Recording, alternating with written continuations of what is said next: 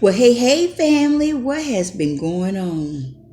How you guys been making on that vegan challenge? I'm telling you, it's too much to be thinking about. Like the days you get up, you say, hey, I'm going to be vegan. And then your mind says, you could take the day off. Just be trying to set you up your own mind. But anyway, I'm still hanging in there. I'm still taking the days. I said I was going to take a few days for special occasions, have those days off. But other than that, overall, I think I feel good. I was sick, y'all know, a little bit a while back. Has nothing to do with being vegan, but just that I just wasn't feeling good. But I'm feeling good today. I'm just still moving forward. I think I'm ready to become pescatarian though. But anyway, as I'm still a vegan, it's like sometimes you think about, what do you want to eat? Why is food such a subject? Can you just live a life without food? Well, I guess you can't. Well, I don't know. You can live without. You probably can live without food. Don't quote me on that because I don't even know. I have not done that yet. So evidently, y'all see, I still got little cheeks. So I ain't been doing without no food. But anyway, so I just want to check on y'all and see how y'all doing. So today, start the beginning of my week, which is Monday. And I was thinking yesterday, I was like, I get tired of thinking about food, but I have to feed other people like my husband and our friend that stay with us. And they eat healthy. Like my husband, more of that sweets is the enemy person. So I said, what am I going to do for today? So I was thinking about at least do some greens. I'm going to sit here as I talk to y'all just a little bit. I just stopped in for a little bit. I ain't finna sit here and talk to y'all all morning. I got my little greens, so I'm going to be good today. And then for them, I'm going to make a meatloaf. But I'm not going to eat none of that because I am a vegan today. And I got my little cute Diva board. So to help when you do a little bit of work and everything. So, sometimes it's like you can't be looking down on yourself. I was thinking about how do people feel about themselves? It helps to set the goals that you make. And sometimes you need to know that you are enough. In my gym, where I show you that board with those different sayings on there. And today, when I was in there working out, which is, let me back up. Last week was not a good workout week. I kept looking at the days. I'm like, okay, I got to do this and this. And then the day would pass me by. I think I only got one day of workout in. So I did work out today. So I'm starting all over again, a new day. So I want to be upfront and honest. Last week I failed on my workout. So anyway, going back to that scripture that I seen on that board, the one I showed you guys in the gym, it was talking about how you are enough. And I'm going to read to you. It's from 2 Corinthians chapter 12. I think it's verse 9. It says, but he said to me, my grace is sufficient to you, for the power is made perfect in your weakness.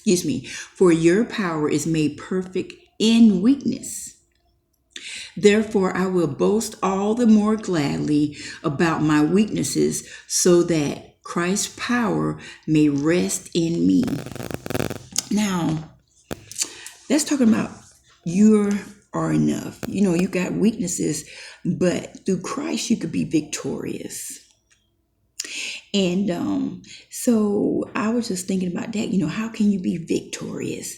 Sometimes you feel weak, but sometimes you need to borrow. Sometimes, like people borrow faith. They don't really know where they're going, but they hear other people's ideas. Sometimes, look at me, not even working as I go. They hear other people's ideas. And sometimes people that dream or project dreams, sometimes you have to, sometimes borrow it from somebody else. Maybe you don't have a vision at times. Maybe you feel weak at times. But that's what I think that unity comes in, where you can help somebody else or take, you like other people's ideas, which is okay to like other people's ideas, and make it your own, borrow. But know that you're enough. Let nobody look down, talk down on you or make you feel down, because you are enough. Think about, who are you trying to please? Even me as this vegan thing, I'm not really trying to please nobody. I'm the one that needs the health, have the health issues and need to make changes in my life. I hadn't snapped back since I caught the COVID. So I'm still using a walker and my cane sometimes, which is kind of, sometimes I think it's ridiculous when I think about it, I have to use it, but that's the reality that I'm dealing with right now. I'm thinking I need to be running and I could barely get around. But as I keep moving forward, I'm figuring get healthier. It's going to help all those elements. Let me tell y'all something crazy. So I love watching movies and all kind of movies, from action, scary, suspense, and everything. So I done woke up like 3 times watching this movie. I think it was Falcon something. I can't think of it. But he always do that karate and stuff in the movie. And so I done watched it. I done watched it before. And so I done woke up in the middle of the night and then rewind the movie and watched it. So I said, I don't have to do too much today. I'm going to talk to you guys today. And other than trying to cook and stuff, I ain't really got no time to do nothing, be nowhere. So I done fell asleep and I started dreaming. So how about in this dream, from who knows what, I done jumped out of something. I'm chasing somebody. For whatever reason, it's supposed to be I'm chasing them in the first place. I'm chasing somebody. But in my running, I wasn't going nowhere. That person had enough time to get out of their car or truck, jump to their vehicle, fondle their keys, get in the car. They want to go one direction, but they need to go the other. Had enough time to back it up. And I still had not made it to the vehicle. So what do that mean? I ain't in the dreams or none of that. But what do that mean? First of all, it felt like reality, because if I had to run somewhere right now or run from somebody, I'm going to get caught because I can't move worth 2 cents. And in that dream, they could have ran me over like 3 times by the time I chased them down and all this. And what was I going to do when I caught them? You know, watching all these movies, did he have a plan for me? So I think I was going to be in the motion of getting beat down. So I just thought about that just now. So I ain't finna be beat down. But anyway, so what can I take from that?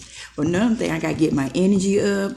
I got to get the weight off. I got to be able to move. That might be something going to be coming up that I ain't going to be ready for. And I might need to do some running. I need to go outside and practice. Can I scream loud? These days, you know, I don't even know the right word to scream about. Because do people even hear you these days? I mean, forget the car alarm. The car alarm go off these days, you think, oh, somebody just hit somebody's car or walked by it or something. It ain't nothing about, help me, help me. That's all out. That brings me to another funny story. I got some grandbabies, and they're big, right? They little in number, but they're big. And one of them that turned 4, he's weighing 51 pounds and almost 4 feet.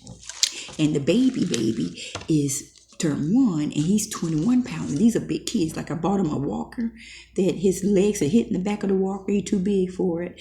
And so I bought him a riding car. He zoomed that thing around like it's a go-kart. But anyway, they went to go get shots the other day. So my 9-year-old was with him because he couldn't go back to school because he needed a note for school.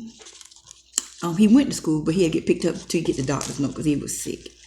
So anyway, they had to hold my little 4-year-old down. I don't know how many people we're talking about, but the mama had to hold the head and the doctor people so he could get this shot. And they said he looked at the big brother and he went, help me, like that.